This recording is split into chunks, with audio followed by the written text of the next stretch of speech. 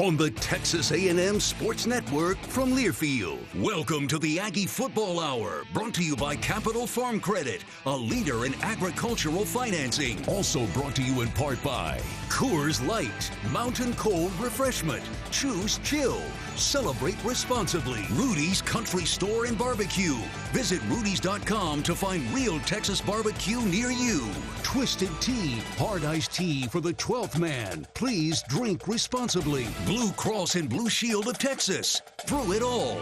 And by Capital Farm Credit. Together, we're better. Now, the Aggie Football Hour, brought to you by Capital Farm Credit, a leader in agricultural financing. Here's the voice of the Aggies, Andrew Monaco. Howdy. Great to see everyone. Welcome inside Rudy's, 504 Harvey Road here in College Station. We missed you. Where were y'all last Wednesday? Alongside the head coach of the Fighting Texas Aggies, Mike Elko. It's the Aggie Football Hour with Mike Elko. It's presented by Capital Farm Credit. We are hearing everything. Yeah, fresh off a bye week. Feels like it's been an eternity since you're back there at Rudy's. It does. How was the bye week? And, Coach, how is this second bye week different from the first? Are we talking about for the players or for me? For you, because we heard, well, you're 2-0. Yep. 2 sets, 2-0. Yep. For Aggie volleyball. That was but good. You made a comment that when the Elkos have a free Saturday in the fall, it's very rare, correct? It is very rare. Yeah, it was. So one of the things as the head coach that you always forget is, so you get through this whole 5-week stretch and, hey, can we meet with you about this? Well, yeah, push it off to the bye week. Hey, can we talk to you about, yeah, push it off to the bye week. And then you get to the bye week and you get your calendar and you realize you got 22 meetings on Monday and Tuesday. And so it doesn't really feel like a bye week to start. But then once you kind of get through all of that, it was good to get a Saturday off. It was good to get my wife's birthday. I don't know where she's at. She's around here somewhere. Belated happy birthday, Michelle. Yeah. Where is she? She could be holding a baby. Is she gone? Right. Did she leave? There she is. I see her now.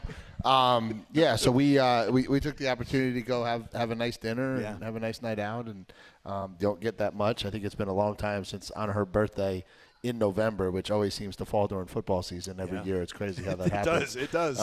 Maybe if you got a different job. Yeah, you know what I mean? yeah. But it keeps every year. It just keeps being right in the middle of football season. But no, so it was great that we had a day off on her birthday. It's been a long time since we were able to do that, so it was great. So you need another bye week. No, I think we're good now. Yeah. I think it's time to go. I think it's time to go finish this thing. I think the guys are ready. I think the coaches are ready, and that's kind of what we've been waiting for. Get to November with everything on the line. It really is, Mike, and I know obviously you use the cliche. They remember November, and here this team is here again, and this, I know, finish has been the mantra all season. But this was the reason a lot of these guys came back, because last November did not sit well with them. They put themselves in this position. They have an opportunity once again, don't they? Yeah, for sure. And it's funny how, the rhetoric of us not being in this position just keeps coming up, because we were literally in this position 12 months ago. Yeah. And I think we learned a lot of lessons. I think last year we hadn't been in this position. Right. Last year the story should have been we were in this position for the first time. We were getting the limelight for the first time. People were talking really positive about these kids for, they had endured a little bit of losing the 2 years before. And so it was new, and I don't know that we handled it the right way. I don't think we were ready for it. I don't think our program was ready for it at that point, and we were still building. And now I think a year later, we've set the mindset of this program to get to this spot again so that we could go do it the right way. And again, whether it happens or not, we'll find out on Saturdays, but I think the mindset is right, the preparation is right, and the kids are in a really good spot to go do this in November the way we need to. Can you almost compartmentalize the schedule, Mike? The first 3 games and handling that with Notre Dame, then the bye, and then 5 straight games, 3 at home, 2 on the road, going back-to-back on the road. Can you almost break it down that way, and are you pleased with how it's playing out? Yeah, so far I'm very happy. Yeah. I think that's exactly how we looked at it. We came out of that Notre Dame game. That was a quarter of the season done, right? And we always break everything into quarters. And so then we talked, a lot after that bye week of, okay, now it's the middle, right? Yeah. That middle stretch, which is so challenging of everything that you do, that middle part, it's the it's the Wednesday workday. It's the, middle of summer workouts when, like, I don't even know if these are ever going to end, right? Like, that middle part is so challenging. It's the middle part of the 9-inning baseball game that everyone turns off, right? That's just the reality of the world. And we handle that with really well, right? I thought we week in, week out, obviously not perfect, no one is, but week in, week out did the things we needed to do to be successful. And now, you're kind of approaching that fourth quarter time frame where it's really time to crank this thing up. So it's all the finishes that you've had leading up leads to this month where you finish, right? Every rep, every drill, every practice period, every practice, every game, right? Every fourth quarter. Everything. It has been, we tried to find some creative way to end everything we did throughout the off season, throughout spring ball, throughout the summer, throughout fall camp, whether it was a competition period, whether it was a third down period, whether it was, okay, we're just going to do 8 reps against each other and whoever wins. And there was always a reward for winning and always a consequence for losing. And again, sometimes those things are just corny things you do as a coach, but I think what it does is it just kind of pounds into their mind like what it means to finish, what it means to be at your best at the end. You would certainly say that has shown up in our play in the games. Now we just got to get it to show up in the season. He's head coach Mike Elko. It's the Aggie Football Hour with Mike Elko, and it's presented by Capital Farm Credit. Ags play the Texas Lottery today for your chance to win exciting prizes. And remember, luck happens to people like Blanca Vargas, who keep a lookout for chances to win from the Texas Lottery. Blanca won Texas A&M prizes, and you could too. Texas Lottery supports Texas education and veterans. Scratch 'em tickets and gig 'em. More of the Aggie Football Hour with Mike Elko. It's presented by Capital Farm Credit. When we return to Rudy's, this is Aggie Football from Learfield.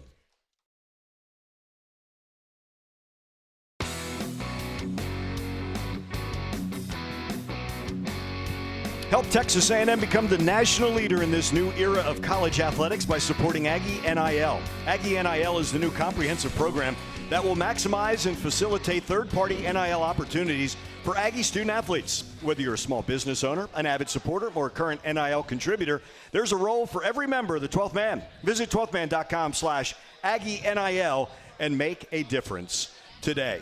New South Wales, Australia is in tonight. Yeah. We're really branching out. I think I'm going to end up putting a map up of everybody who checks in. Atlanta's checked in. Tampa, Conroe, Katy, Texas has checked in. I did not realize that the win over LSU was going to set off a domino effect. That was amazing. You mean like going into the bye week? You said run into the bye week. We ran into the bye week. We ran out of a running game. And we ran out of a storm. And you ran, yeah, absolutely. Again, you were asked this on Monday, and it's really hard along the lines of, it is colleagues of yours, guys that you know. I don't remember, I'm going to keep this bigger picture, I don't remember this quick of a trigger. But you made a really good point that we all have to change our mindset now in college football, that the landscape has changed through so many things. But, Mike, I'm not sure the patience has changed. No, it feels like the patience has gone the other way. Yeah. It feels like, and I heard, Coach Sark talking about this the other day at his press conference. It seems like every week we're just so quick to put somebody on one side of the pendulum, right? They're either amazing or they're stupid and they're dumb and they need to go, right? No disrespect, but most of us live in the middle of that somewhere. Yeah. I don't think any of us are ever quite as good as you think we are when we're winning, and we're certainly not as bad as you think we are just because we lose a game. And it's hard. It's you're trying to balance so many things now, and it's a new era. It's a new time. It's hard to get the roster composition correct every year. Just because you do it right one year, certainly there's no guarantee you'd get it right the next year. You're turning over 38 guys almost every single season, right. And it doesn't take much for it to just be a little bit off. And what you would love is to earn a little bit of kind of credit, over the years that you've accomplished what you've accomplished, so that, if you get it a little bit off, you get a chance to at least fix it, because, again, you're going to come back the next year and turn over 38 more guys, and that's a part of it, and you just wish there was a little bit more of that. But again, it's just not that time. It's not that time in the world. Do you change anything in roster construction? Because you want to have, you never want to have the cupboard bare where the season starts and you're nothing but freshmen inside, something like that. But you've got to balance portal high school recruiting, all of that. Are you still trying to find a balance in roster construction? Yeah, you have to. And like we talked about this so much when we got here, and I see Derek Miller, who's always working some type of angle in the back of the restaurant right now, but we appreciate what Derek does. But, him and I sat down when we put this thing together, and, we knew we had to go out and we had to identify players who could help right away. I always use the term, like, I have no interest in building a house for someone else to live in it. Right. And so when you start building this thing, you've got to win enough that you build some equity that people want you to stick around until the long-term product is really where you want it to be. And so, we were very active in the portal in the first offseason to try to put some things together. We had an eye trying to find some guys who had multiple years so that we were able to kind of build through. You see a lot of that with what we're doing on defense right now. And then also, though, bringing in complete high school classes every year so that you're filling the youth in the program. And there's a little bit of a gap because and this is just human nature of transition, right? The 23 recruiting class was a little bit smaller. The 24 recruiting class was the transition year, and so there are certainly talented players in both of those classes, but it's not the full group that you would hope it would be, and so you're trying to balance through that a little bit, and until it usually takes you probably 3-4 years to get everything exactly how you really want it, but in the meantime you better have a product that you feel really strong about when you go out to compete in the SEC on Saturdays. So you had at LSU in that game, and I call it in the guts of the game or the crux of that game, you had freshmen playing. Yeah. And I'm not going to get all of them in, and I apologize for that. That's okay. But Marco Jones, Noah McHale, Jamarian Morrow. Yeah. TK Norman takes a jet sweep around the stretch. With a big gain. Yeah. How do you know that high schooler can not only transition to college football, but transition to SEC football and can play? Are there things that you see that separate those from maybe other players who may not be ready at that moment? Yeah, I think there's a lot of things, and I think this is probably a good thing for the fans to hear. Like, first of all, recruiting is an inexact science. No matter how many people try to rank, script, look at me, anybody else, we get it wrong. Like, you look, I always like use this analogy. So the NFL scouting department spends 365 days a year trying to figure out who the best players are to draft, and they hit on about half of them. And they literally spend every day of the entire year trying to figure it out, right? And so that in and of itself leads to, it's an inexact science. And so what we do is, obviously there's a skill set that we're looking for. There's a projectable skill set, like we always use that term, it's not always, he had 1,000 yards, but it's got to be a projectable skill set. Like, it's got to be a height, weight, speed. He's got to look like an SEC player at his position. He's got to be able to run like an SEC player at his position. Otherwise, it doesn't matter. And then from there, I think you try to go to work on, like, how is this kid wired? What is important to him? What makes him tick? And do we see all of that translating into success? And you mentioned 4 kids, and I point this out all the time. I'm not sure how much fanfare there was when those 4 kids committed. There was certainly a lot more negativity around certain kids who didn't come here or we chose not to take.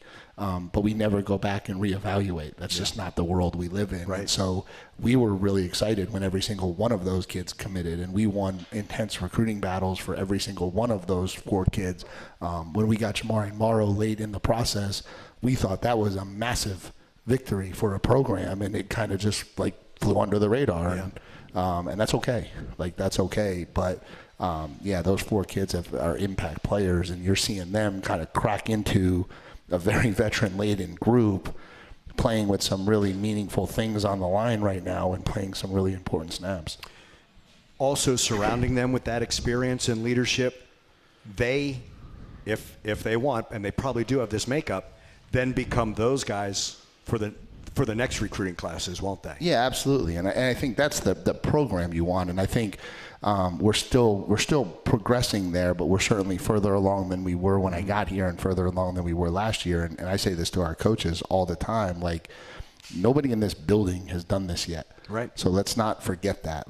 Everybody always talks about, you got to be a player-led team. And at some point, but in order for the players to lead, they got to have been there, know what it took to get there, and then lead people back there, right? And so we still do this very collaboratively in terms of us and coaches who have been there. We're fortunate to have some coaches on our staff who have, gotten to the end and been in national championships and done some of those things, and you lean on their history through it all, and you're trying to do this collaboratively, not just, hey, the players got this, they'll figure it out, because they really don't, because they haven't done it yet. And so I think that all kind of goes into the program you want to build, so that hopefully this year finishes the right way, and then everyone in this program has done it, and then we'll have some really talented seniors leave, and then we'll have new kids who become really talented seniors, and you just kind of start recycling success within your program.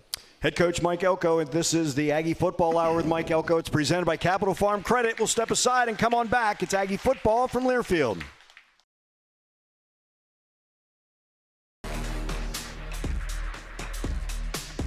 Texas Farm Bureau Insurance wants to give you a VIP Aggie basketball fan experience this year. Go to 12thman.com/maroon contest and register. One winner and a guest will receive game tickets, a VIP tour of Reed Arena. You'll be recognized on the video board during the game. Register today, 12thman.com/maroon contest. Texas Farm Bureau Insurance, proud partner.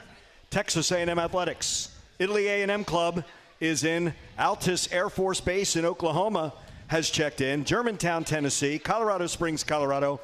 Gettysburg, Pennsylvania. Lakeland, Florida. Chris Cooper just sent in New Jersey.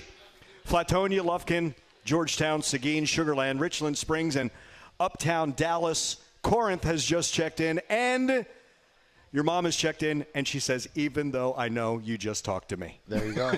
There you go.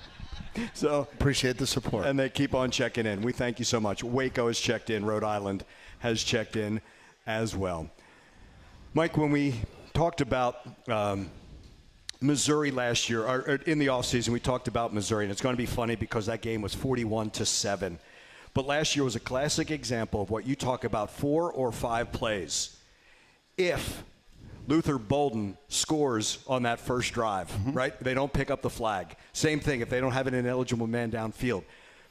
I know it was a huge win, but you talk about those plays can contribute to either being the one-score games that you say that's all we see in the SEC, or every once in a while you get a game like that. But they really do decide games, don't they? Yeah, for sure. And I've said this to our guys. I said this a lot in the offseason. If we played that game 10 times last year, it wouldn't be that same score ever again. And that's just the nature of it. And that's football. That's why every Saturday you can't predict what's going to happen. You don't know how it's going to go. And the only thing you're trying to do is figure out how to be the better team for that 3.5 hours on Saturday. And there's a lot that goes into that, and there's a lot of breaks that go into that, and there's a lot of things that you try to control but don't always have complete control over. And so, we know this one's going to be a challenge. We know this one's going to be a challenge going on the road to a top 20 team. And, in their mind, they're a playoff team. They got 4 games in a row. If they can win all 4 of them, they're going to be in the playoffs. And obviously a big piece of that is Saturday. And so we know they're going to give us everything they got, and we're going to have to be ready for that and give them our best as well. A lot of similarities between the two teams, are they not? Yeah. The edges are on both teams are really good. Yep. But the tackles are also real good on the other. They're a really well coached team. I've known Coach Drinkowitz for a really long time. They do a really, really good job over there. He's got that program in a really, really high spot. He's got a significant head start on us in terms of building it and building the depth and building the roster and constructing it in his image and the way he wants it to go. And so, he's done a really, really good job. And so when you look at that program, you see a program that's had a lot of success, that has won 10 games back-to-back years, and I think it's back-to-back years. Yeah. And and so, I think a lot of times people look at brands and think about brands a certain way. As coaches, we look at film. Yeah. And when you see the film and you see this team, you see one of the elite teams in the country. Yeah, a team that I tell them every week. Going to be a line of scrimmage game. Going to be a line of scrimmage game in the SEC this week. It's going to be a line of scrimmage game, right? And it's going to be a challenge on the road in this conference. Yes, it is. Yeah. But they had a lot of players come back as well. Yep. So there's that experience. They have that leadership. All of the phases are there. Now here's the wrinkle. It's a new quarterback. Now it's a guy that they really like, obviously, but it's not Prabula any longer. It's Matt Zollers, and he's a younger quarterback. I like the point you made on Monday. They also had the bye. Yeah. Now, they're going to do a lot of things that they do, but they're going to make it more comfortable for him, correct? But it's not going to be anything radically different, will it? No, I don't think so. I don't think it's radically different, but certainly in their mind, they've got a quarterback that they've got to build this game plan around, and they've got to tailor to his strengths. And, when there's not a ton of film, it's not always the easiest to figure out or predict what that's exactly going to look like. And, not that they're going to come out and run a completely different offense, but certainly what they emphasize and the things that they do with him will be subtly different for sure. And so, you do the best you can to create the game plan that you think makes sense. But we talk about this a lot, like our ability to adjust and adapt on the fly is going to be critical again. And, hopefully get a handle on what they're doing and how they're doing it as we progress through the game. Was that part of the confidence and maturity of this A&M team to go through that second quarter, as you said at halftime, all that happened, you're only down 4, and do what you did in the second half? Yeah, and it's kind of, I don't want this to be our staple. I'd really like us to just go start to finish and just play great football from start to finish. I don't know that anyone's really doing that when you look around the country. We are isolated in our little fishbowl, and so we only focus on ourselves. But as you look at the scores across the conference, and you look at how many games are one-score games and how many games are going back and forth, and the teams that you perceive to be the better teams in our league are struggling every week to win games because that's what this league is about. And so I think one of the things that you can really count on from this team is a response, and we've shown that over and over this year, and whatever that response needs to be, whether that needs to be the team didn't play a great second quarter and the team has to respond, whether that's one side of the ball isn't at their best right now and so the other side of the ball has to respond, whether that's we got down a little bit in the beginning of the game and we've got to respond. Last week we were down at halftime for the first time this year and we had to respond, and so I just think the team has learned how to do that. And so there's confidence on the sideline. There's confidence that we're going to find a way. The challenge we keep laying down to them is let's go out one time and let's just do this thing start to finish the way we're capable of, and let's see if another team can respond to us and what we're capable of doing. The Bridge is next, and the Bridge will feature Albert Regis. Oh, Big Al. Yeah. Big Al was at the volleyball game with his lovely little daughter. She's adorable. She's adorable. She absolutely is. By the way, that is by the way, as fine a young man. We had a chance to sit down, Conversations podcast. I lifted this little bit, but you're a better person after talking to Albert Regis. I'm convinced. He's a great Aggie for sure. And you've known him a long time. And you've learned from him. Like he talked about, he struggled in the beginning in that new role when he came on campus. Layden Robinson was huge for him. Yeah. Where he was and full of doubt. He's not full of doubt anymore. No, not anymore. He's grown into a really confident young man, and he's going to be so successful in whatever he does. He's going to go play in the NFL for sure, and then whatever life takes him after that, I would invest in Al Regis. He's going to be a really, really successful young man. It's a great way to put it. Albert Regis next. It's the Bridge when we return. This is Aggie Football from Learfield.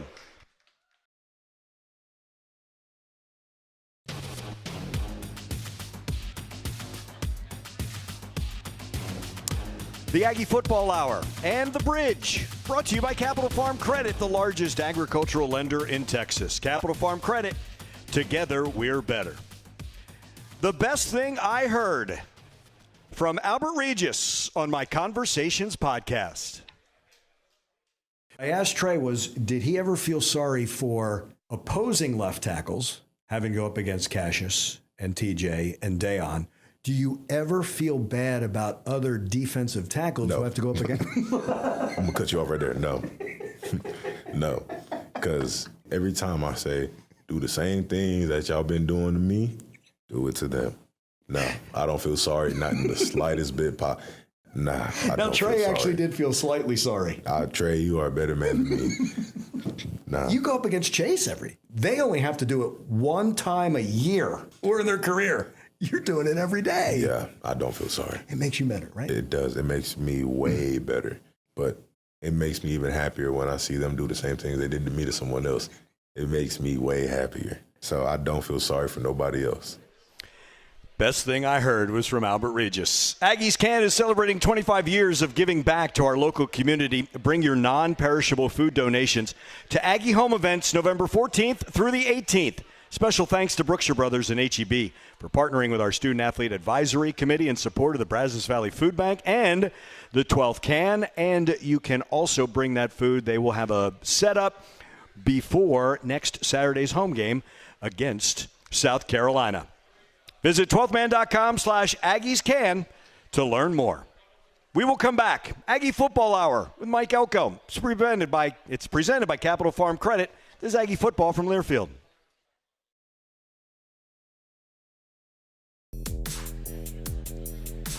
Thanks to the generosity of 12th Man Foundation donors, Aggie student athletes have the resources to succeed at Texas A&M and beyond.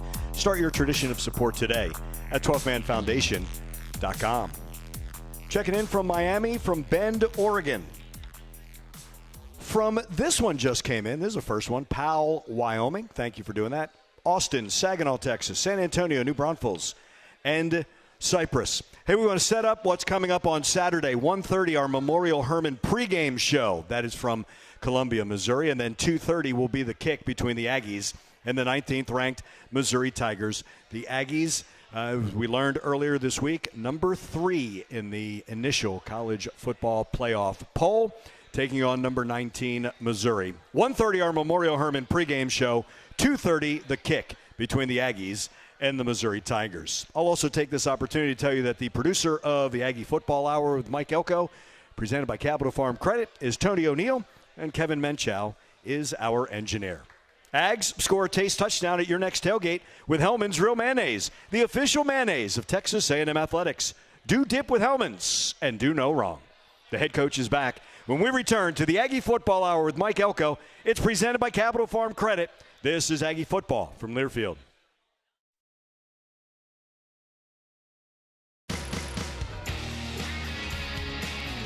When you need a new roof or just have a pesky leak, you want to call on the winning team at Schulte Roofing, home of the Bulletproof Roof Guarantee. Get the best. Visit SchulteRoofing.com. Update, Reed Arena. 5.5 minutes to play, fourth quarter. Texas A&M 67 and A&M Corpus Christi 33 as the women tipping off their season. Joni Taylor's crew is up by 34. Ooh, that's a good start. Very funny line this week talking with Bucky McMillan. Monday tipped off his season. He said, I can't lose before Mike Elko loses this season. Yeah, that's the text I got back from him. I texted him, hey, Coach, congrats on win number 1. I'm sure it's going to be one of many. And the response I got was, well, I couldn't lose before you did this year. No, it was absolutely awesome. He brought up something as we're talking about his team, and we referenced this a little earlier in this show. He talked about fit, and I'm going to use a player that Rylan Griffin played at Alabama. That was a Final Four team, very similar style to what Bucky is doing, Bucky Ball at Texas A&M. He goes to Kansas, has a good year, but it seems to be fit. Does fit also matter in playing style, Mike, and also fitting at Texas A&M for the guys you bring in? Yeah, I think there's a lot that goes into that, and I tell our kids this all the time, and coaches the same way. Don't think it's this way everywhere. Or if you're somewhere and things are going well and you're having success and things are moving in the right direction, don't just assume that that's everywhere. And I think sometimes too many adults, kids, everybody gets caught up in this, I'm having success here and so I can go anywhere and do it. It doesn't always work that way. Yeah. I think fit is important in everything you do. I think fit's important. The kids that are attracted to this program, that play in this program, that fit what we're trying to do, that's unique. I think there's fits for coaches in terms of getting the support, the structure they need to be successful. I think there's certain coaches that succeed in certain structures and don't succeed in others. And I think it all is a fit element. And that's why, it's hard to predict when you look at the portal stuff, who's going to be successful, who's not going to be successful. That's why I said, I always felt like preseason rankings were a little bit hard to do in this modern era of sports. I don't even know what people are ranking because you have no idea. Right. There's nobody who did any research on any of these basketball rosters to have any idea how Bucky's guys are going to blend together and what makes them 13th versus 8th versus 6th versus who the heck knows. And so it's you got to go play and you got to figure out how it all comes together for you. For you, when you came back here, you also made it very important to your team that it has to be A&M and the community as well. So the players have to buy into that as well. Aggies no frauds. Yeah. Right? Yeah, and this is what I think. And we sell this in recruiting. This is something I've said to a lot of parents, and this is something that I really, really believe. And, there's right or wrong, however you want to look at this modern era of college athletics, these kids are getting more than they ever have before. And to most people, that's a positive and that's all they see. There's a reality of it is there's a huge negative to that. Mm-hmm. And when you got to college, I got to college, we all got to college, we had to go earn our way to success. And when you don't have anything, you really don't have a choice, right? You have to figure out a way to get up every day and do the work you have to do to ultimately be successful. Now you have 18-year-olds making six figures, and you still have to do the work. Like, you still have to grow from an 18-year-old to a 21-year-old. You still have to stay humble. You still have a huge development process so that you don't ever look back at 18 and say, that was the best year of my life. The absolute pinnacle of my life was when I was 18 and I got an NIL check. And that's a huge responsibility that we believe in. And so a part of that, to get back to your question, is like being humble, like having a level of humility about who you are, that there's no entitlement to success, and that you have to feel it, right? And one of the best ways to do that is to stay grounded in the community, right? Go to a local hospital, see what's really going on in the world. Go to a local school and see what's really going on in the world. Go to a local homeless shelter and see what's like. Be aware of the world, because that helps you recognize, okay, I have something that most people don't, and now I'm going to work to keep it, right? And that's really, really important. And so as much as it matters to me that we're visible in the community and we partner with Bryan College Station and that we're guard partners with everything that we do around here, it's also just a part of these young people growing into what they need to grow into to go be successful beyond this. And I say this to parents all the time, but no matter what you put into this, you can put money into this, you can put NIL into this, you can put transfer portal into this. At the end of the day, I'm still getting your son for the first time that he's leaving his house for his entire life. And there's a part of that better be you putting him with the right people that are going to help him grow to become what he's capable of becoming. You can't change that about going to college. No, it's that whether it's bigger than you learn that things are bigger than you, and obviously the trust of the teammate. And we use it as a cliche in sports, but success is rented. Yeah, always. Right? Always. And how do you continue to go about having success? How do you continue to go do those things? And then part of it, and you know, my wife keeps me grounded, and we try to do a lot of this, is when you are fortunate and you are blessed, is recognize it. Correct. And act that way. Because there's nothing wrong with that. Correct, but act that way. Like, act humble, act that way. Don't act like I have all of these things that nobody else my age has. I'm going to walk around wondering why I don't have more.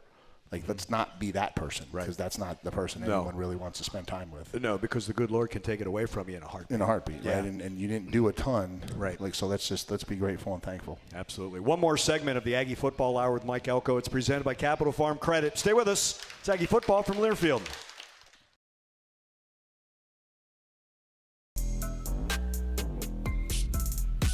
Rudy's is a proud sponsor of Aggie Football. Be sure to stop by your local Rudy's or Rudy's.com for some real Texas barbecue. Enjoy 100% oak smoked meats, delicious sides, and Rudy's signature sauce.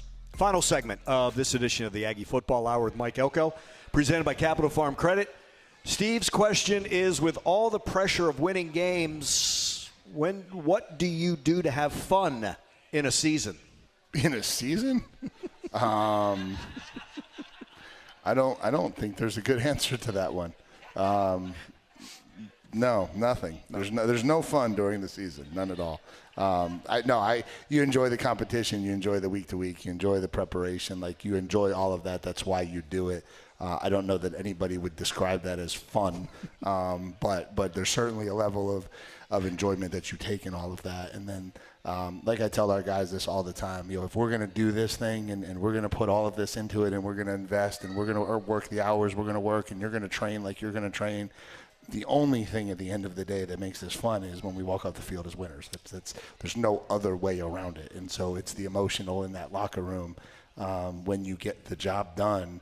It's probably why I know everybody says I'm a little bit edgy when we win and people ask those questions, but like it's hard to win, and so when we win I would really like to enjoy that like 15 minutes because that's it doesn't happen all, doesn't happen all the time. No. So if we could just walk into the press conference and enjoy the win.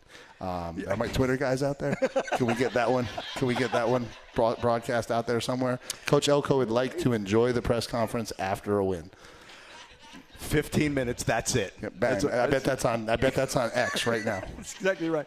All my time with Greg Popovich, and you never asked him, "Are you happy about something?" Because coaches are never happy. No, right? Happiness doesn't. It exists in very small windows when you get a little bit of downtime with your family, and or you get to kind of just be with your guys and talking about things that are outside of football, and they come in moments, and then you get into the off season, and you kind of get to be normal again. Do you love winning more than you hate losing? Or do you hate losing more than you love winning?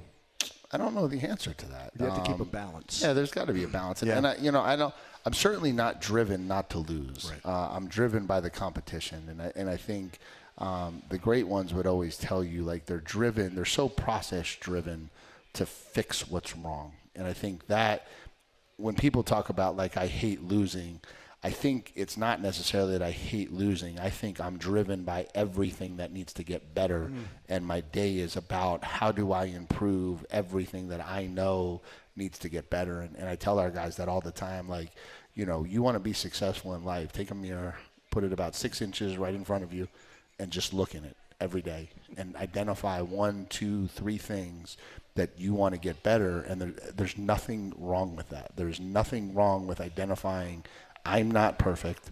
I have something wrong with me or something I need to fix or something I need to improve, and then doing everything you can to become better in that area, whatever that is. Yeah, that's growth. Yeah. Right? Yeah. Growth and improvement. Turning a weakness into a strength. Yeah. That's all we're looking for. Because if you're just living in that moment of just that weakness, you never grow. No. Right? Nope. Hey, beat the hell out of Missouri. Well, that's the plan. And so, and I know it's a challenge. Yeah, no, and listen, I got one moment. I think I got a minute on here. Yeah, you do. Like, thank you to all the Aggies that are traveling with us, and thank you to all the Aggies that were down in Baton Rouge, and hopefully we've got a tremendous crowd going up to Columbia, Missouri this weekend, and this is a special team. And I make no promises. I never have. I haven't promised anything since I got here. But this is a special team, and they're going to be ready to go out Saturday and play their best and to lay it all on the line for Texas A&M. And to everybody who continues to support that, just thank you. It's been an awesome support system this year. Let's go get this last road victory, and let's get back. When we left, if anyone remembers in that press conference, I said we're going to go on the road for a while, and hopefully when we come back, we're going to have a lot on the line. And so let's go finish this trip the right way, and let's get back to Kyle Field with a heck of a lot on the line. It is aimed that way. Coach, thank you. Thank you guys for coming out. Appreciate you. Thanks and gig 'em. He's the head coach of the Fighting Texas Aggies, Mike Elko. They take on Missouri. 2:30 for the kick on Saturday. 1:30 with our Memorial Hermann pregame show. You will hear more of my conversation with Albert Regis. Dave Elmendorf will have his keys. We will talk to Mike just before the game, so you will get those final thoughts before that kick between Texas A&M and number 19, Missouri. The Aggies go into that game unbeaten, and they are ranked number 3 in the country, and they are ranked number 3 in the college football playoff poll. As I mentioned, Tony O'Neill, our producer. Kevin Menchow is our engineer. For head coach Mike Elko, I'm Andrew Monaco. Thank you so much for joining us here at Rudy's. All along the network, thanks for checking in on Facebook as well. Behind the mic. Thanks and gig 'em. This is Aggie Football from Learfield. You've been listening to the Aggie Football Hour, brought to you by Capital Farm Credit, a leader in agricultural financing. Also brought to you in part by Coors Light, Mountain Cold Refreshment. Choose chill. Celebrate responsibly. Rudy's Country Store and Barbecue. Visit Rudy's.com to find real Texas barbecue near you. Twisted Tea, hard iced tea for the 12th man. Please drink responsibly. Blue Cross and Blue Shield of Texas. Through it all. And by Capital Farm Credit. Together, we're better. The preceding has been a Learfield presentation on the Texas A&M Sports Network.